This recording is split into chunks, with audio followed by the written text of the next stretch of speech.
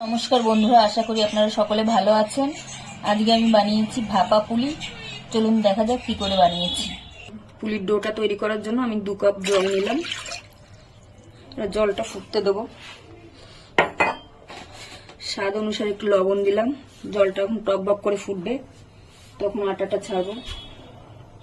জলটা আমার টকবক করে ফুটে গেছে। এখন আমি এর ভিতরে দিচ্ছি 1 কাপ চালের গুঁড়ো, আর দিচ্ছি হাফ কাপ, বড় কাপের হাফ কাপ মানে ছোট কাপের 1 কাপ ময়দা।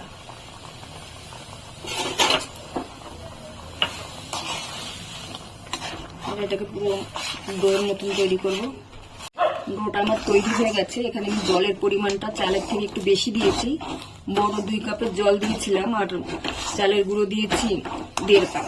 তার মানে জলটা একটু বেশি দিতে হবে চালের গুঁড়ো থেকে, নাহলে ভালো হবে না, ডোটা ভালো তৈরি হবে না। ময়দা দিয়েছি, ময়দা দিলে পুলিটা নরম হবে, নরম থাকবে।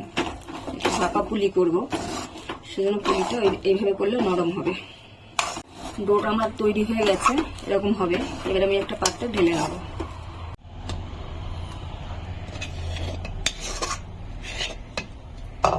এটা গরম অবস্থায় একটু মেখে নিতে হবে। হাতে একটু জল নিয়ে করতে হবে, কেননা খুব গরম, হাতে লাগবে। ভালো করে মেখে নিয়ে একটা ভিজে কাপড় দিয়ে ঢেকে রাখতে হবে। মাখা হয়ে গেছে। আমি এর উপর একটু ঘি মেখে নিচ্ছি। ঘি মেখে ভিজে কাপড় দিয়ে ঢেকে রাখবো। 10 মিনিটের জন্য রেখে দেবো, এটা 10 মিনিটের জন্য। এবার আমি কাপড়টা উঠিয়ে নিয়ে আর একটু ভালো করে মেখে নেব। আটা রুটি যেভাবে মাখি সুন্দর করে মেখে নিতে হবে।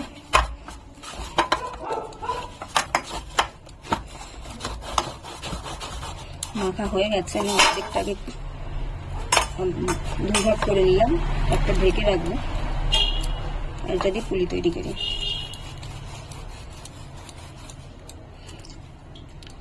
ছোট ছোট লিচি কেটে নেব।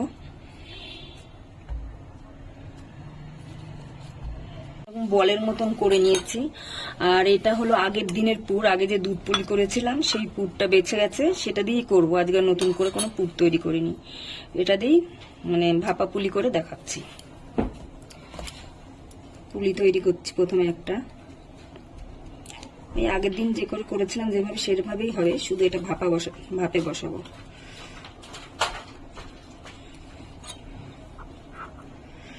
এর ভিতরে একটু নারকেল নিলাম। এরপরে মুখটা বন্ধ করে দেবো। হাতে একটু ময়দা, মানে অসুবিধা হলে হাতে একটু ময়দা লাগিয়ে নিতে পারেন।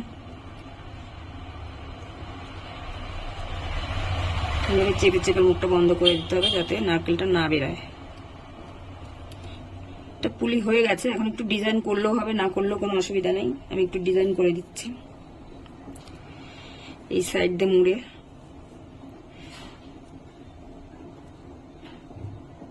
সাইড দিয়ে এরকম মুড়ে মুড়ে দেবো।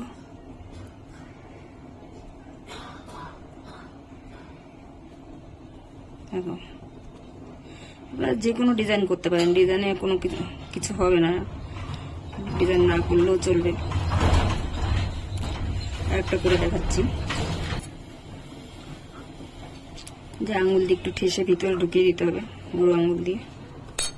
তারপরে মুখটা এরকম আটকে দেবো।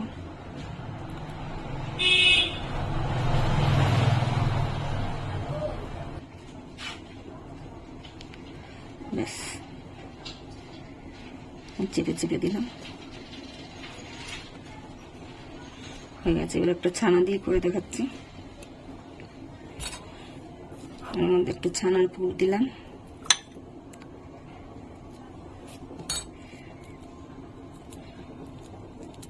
ঠেসে ঠেসে ঢুকিয়ে দিলাম। এটা বন্ধ করে দেবো।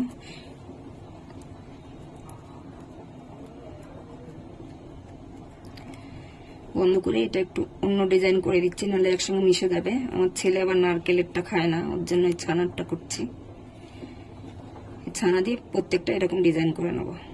কোনো ডিজাইনই না, তিকোনা ভাবে প্রত্যেকটা এইভাবেই করব। পুলিগুলো আমার তৈরি হয়ে গেছে। এখন আমি এরকম ফুটো থালা নিয়েছি, এর মধ্যে ফুটো থালার উপর সাজিয়ে নেব। আপনারা যে কোনো ফুটো থালা বা মানে যে পাত্রে এটা ইয়ে করবেন সেই পাত্রের মুখে একটু কাপড় বেঁধে কাপড়ের উপরেও দিতে পারেন। প্রথমে এই কটা দিয়েছি কেন একটু ফাঁকা ফাঁকা রেখেছি, একসঙ্গে বেশি দিলে গায়ে লেগে যাবে, একটার গায়ে যেন একটা না লাগে এইভাবে আমি দিয়েছি। এখানে ডেকচিতে জল বসিয়েছি, জলটা এখন টকবক করে ফুটছে। এখন আমি থালাটা দিয়ে দেবো, আর পরে আমি জানাচ্ছি ক মিনিট লাগছে পুরিটা সেদ্ধ হতে। দেখুন পুরিটা আমার সেদ্ধ হয়ে গেছে, আমার 15 মিনিট সময় লেগেছে। এবার আমি একটু ঠান্ডা হবে তারপরে এটাকে নামাবো, না হলে লেগে যেতে পারে। এরকম করে প্রত্যেক ব্যাচ আমি করে নেব। পুলিগুলো আমার তৈরি হয়ে গেছে, আমি এখন একটা প্লেটে নামিয়ে নিয়েছি। আর ভিডিওটা যদি ভালো লাগে তাহলে একটা লাইক করবেন, সাবস্ক্রাইব করবেন এবং কমেন্টে জানাবেন কেমন হয়েছে।